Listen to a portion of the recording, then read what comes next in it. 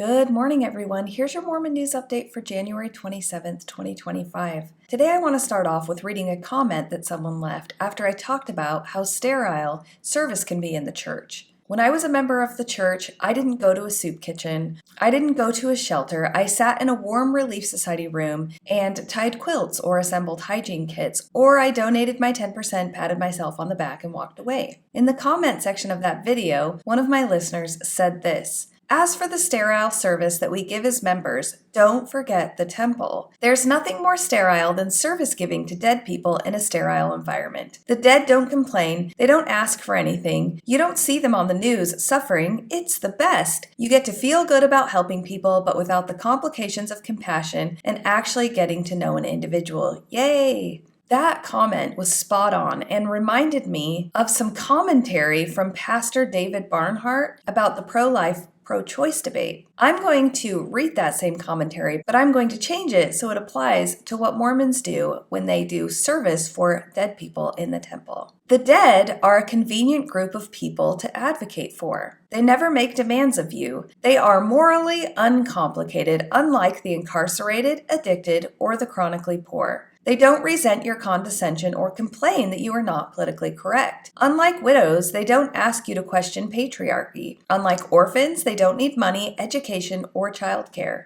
Unlike aliens, they don't bring all that racial, cultural, and religious baggage that you dislike. They allow you to feel good about yourself without any work at creating or maintaining relationships because they are dead. You can forget about them. You can love the dead and advocate for them without substantially challenging your own wealth, power, or privilege, without reimagining social structures, apologizing, or making reparations to anyone. They are, in short, the perfect people to love if you want to claim you love Jesus, but actually dislike people who breathe. Prisoners, immigrants, the sick, the poor, widows, orphans, all the groups that are specifically mentioned in the Bible, they all get thrown under the bus for the dead who need saving in temples. And now let's go to the church newsroom where it says a recently released streaming series presents a fictionalized interpretation of events in mid-19th century Utah. While historical fiction can be illuminating, this drama is dangerously misleading. Brigham Young, a revered prophet and courageous pioneer, is, by any historical standard, egregiously mischaracterized as a villainous, violent fanatic. Other individuals and groups are also depicted in ways that reinforce stereotypes that are both inaccurate and harmful. When I was a member of the church, I would have believed that Brigham Young was a wonderful, wonderful person. Since leaving, I have read way too much about him to think that anymore. If you haven't, I highly recommend reading the book Wife Number 19. And also, if you want to get a really good flavor for what Brigham Young was about, read his sermons. The church's statement goes on to say, "As to the Mountain Meadows Massacre, which the series inaccurately portrays as reflective of a whole faith group, the church has long acknowledged and condemned this horrific tragedy. It has also taken significant steps to uncover and share the full truth of what happened and promote healing. The problem with such deceptive, graphic, and sensationalized storytelling is that it not only obscures reality and hinders genuine understanding, but can foster animosity, hate, and even violence. This is particularly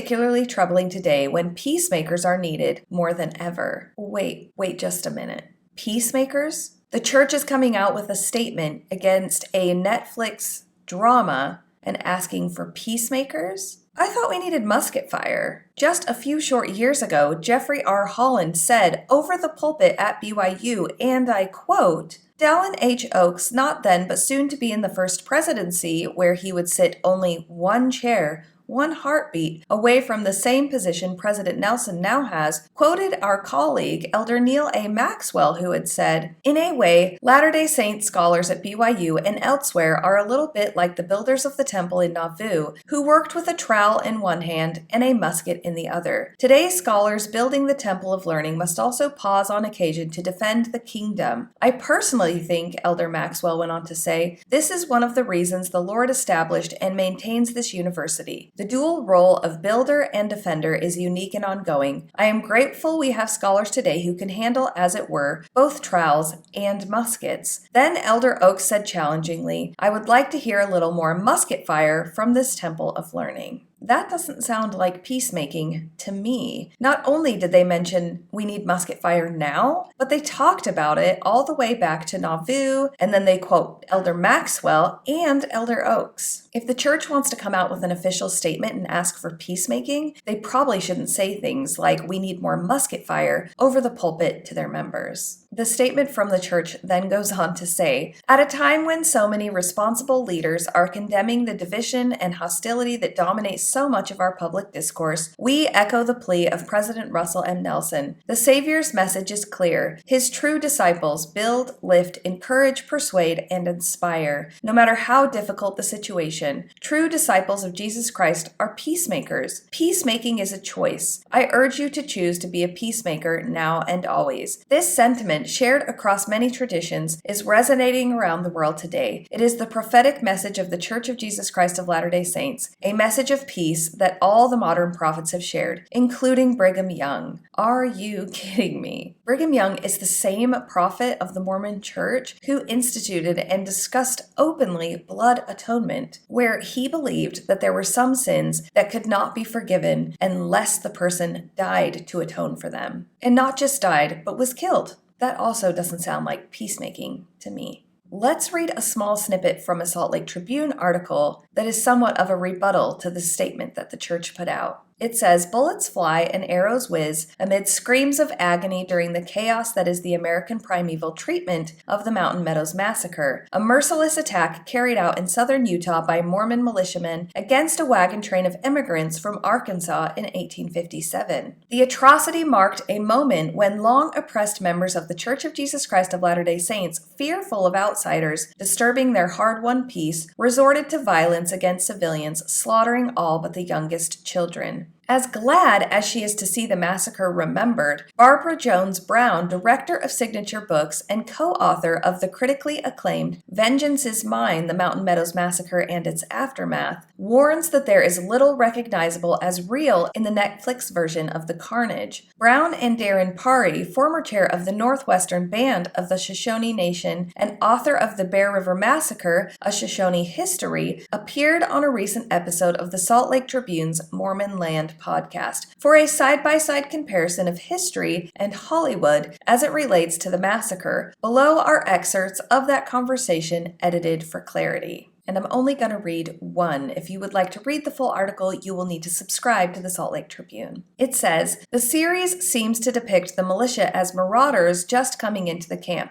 Can you describe how the violence actually unfolded? To which Brown replies, the way the massacre occurred was actually so much more brutal than the way it was portrayed. First of all, as far as I know, American Primeval was set up to be a historical fiction. The people who made it never intended for it to be 100% historically accurate. And second of all, the church is coming out and saying that it's too gruesome, and this historian is saying the way the massacre occurred was actually so much more brutal than the way it was portrayed. Now let's go to agriculture.com for an article titled, An All-Cash Deal of $289 million has been finalized with nearly 42,000 acres of farmland across 46 farms being sold to Farmland Reserve, an entity of the Church of Jesus Christ of Latter-day Saints. I spoke about this deal months ago, but it seems it's been finalized. Can you imagine having $289 million of cash on hand? I can't. And yet I still gave 10% of my very meager income to the church when I was an active member, so that they could have $289 million of cash on hand. The article goes on to say, in October 2024, a sale of 41,554 acres of farmland across a portfolio of 46 farms was sold by Farmland Partners, Inc. to Farmland Reserve, Inc., an entity of the Church of Jesus Christ of Latter-day Saints, for $289 million. Farmland Partners, Inc. is an internally managed real estate company that owns more than 140,000 acres of farmland across 15 states and makes loans to farmers secured by farm real estate. The company went public in 2014 and has since purchased more than 300 farms through various transactions with other investors, landlords, and farmers. Paul Pittman, the executive chairman for Farmland Partners, Inc., said the recent sale included multiple tracts of land across 8 states, including Arkansas, Florida, Florida, Louisiana, Mississippi, Nebraska, Oklahoma, North Carolina, and South Carolina. The acres sold were predominantly grain farms, as well as soybean and cotton farms, Pittman said. When asked how this sale might impact local farmers, Pittman said the sale helps bring another high-quality investor in the local region. Notice he didn't say church, he said investor. While Pittman acknowledged concerns that farmers and ranchers might have regarding the sale of the nearly 42,000 acres of farmland and the impacts it might have on local communities, he said this sale doesn't change things locally in a meaningful way. In fact, he said that it's just the transfer of land from one remote non-farmer owner to another. This is because Farmland Reserve has already made the commitment to maintain the same farmer tenants who are currently on the land, Pittman said. Additionally, Pittman said that Farmland Reserve was the investor they chose to sell to because of their reputation as excellent long-term land stewards. They very seldom sell farms, Pittman said. Farmland Reserve may own this land for 50 years or more. Farmland Partners has also owned many of the tracts they've sold to Farmland Reserve for nearly 10 years, Pittman said. It's not like we're land flippers. No, they may not be land flippers, but they are investors, and a lot more like a giant corporation than a church. Now let's learn about Elder Jorge M Alvarado. He was sustained as a General Authority 70 of the Church of Jesus Christ of Latter-day Saints on April 6, 2019. At the time of his call, he'd been serving as a High Counselor. He has served in the Caribbean Area Presidency and is currently serving at church headquarters in various councils and committees. Elder Alvarado has served in a number of church callings, including full-time missionary in the Florida Tampa Mission, ward mission leader, branch president, district council member, mission executive secretary, stake president, Area 70 in the North America, Southeast, and Caribbean areas, president of the Puerto Rico San Juan Mission, and counselor in a bishopric. Elder Alvarado studied management at the University of Puerto Rico in 1992. He has worked as a manager for Sam's Club, regional training manager for Walmart Puerto Rico Inc., and organizational development manager/partner and senior consultant for Franklin Covey. Most recently, he worked as an international manager for Self-Reliance Services at church headquarters. His personal life? Jorge Miguel Alvarado Pazzo was born in Ponce, Puerto Rico on November 21, 1970. He married Carrie Lou Rios in 1992. They are the parents of 3 children. Now let's go to a question someone had about him on the Ex-Mormon subreddit. Hey everyone, it has been years for me since I've posted here, but this last conference has brought me back. I was wondering if anyone has information about the recent conference talk by Jorge Alvarado. Jorge was my mission president in Puerto Rico, and he was a total piece of shit. He would take missionaries' money, threaten us with getting sent home for no reason, dirty apartment, musical instruments, eating dinner. He even quoted Matthew 18:8. Wherefore, if thy hand or thy foot offend thee, cut them off, and cast them from thee. It is better for thee to enter into life, halt or maimed, rather than having 2 hands or 2 feet to be cast into everlasting fire. And handed us a machete because my companion had a guitar. In his talk, he told what sounds like a made-up story about a Book of Mormon being stolen, and the thief reading the book and repenting. Just curious to know if anyone here has some inside information on if that story was completely made up. There are stories that get told over the pulpit and general conference that are not real. If you want to know what some of those are, you can look into the work that Radio Free Mormon has done exposing when President Nelson and President Holland have lied and made stories a lot grander than they originally were when they happened. And if anyone has any information about this former mission president who may have made up this story, feel free to leave the information in the comments or email me at generallyunquotable@gmail.com. Let's finish up today with a few words about evidence that you might be in a cult. Your group has one leader, usually a man. You revere this leader and do what he tells you. Your group has the answers while nobody else does. And you actively deny that your group is a cult. And that's your update for today, folks. I absolutely hope you have the day that you deserve.